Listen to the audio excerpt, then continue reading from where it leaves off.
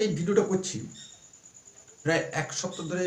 আমি কিন্তু মনের মধ্যে একটা ছবি এঁকে নিয়েছি, আজকে ভিডিওটা করব এবং কেন করব আমার ছাত্রছাত্রীদের জন্য। আজকে ভিডিওটা করছি এই কারণে যে আজকে রবীন্দ্র জয়ন্তী, রবীন্দ্র জন্ম উৎসব। এটাকে উৎসব, জয়ন্তী শুধু এটা উৎসব। যে উৎসবে রবীন্দ্রনাথের গান, রবীন্দ্রনাথের নাটক, কবিতা নিয়ে তাকেই উৎসর্গ করবো আমরা আজকে, অর্থাৎ গঙ্গা জলে গঙ্গা ফুল। আজকে আমরা এই ভিডিওটি যে কারণে বলছিলাম, যে কারণে আমরা অবতারণা করছি, রবীন্দ্রনাথ কিভাবে রবীন্দ্রনাথ হয়ে উঠলেন, কার দৌলতে। শুধু কি নিজের ব্যক্তিত্ব কারণে তিনি রবীন্দ্রনাথ হয়েছেন? আমরা বলছি না। এখানে আমরা ছোট্ট করে দেবো আপনাদের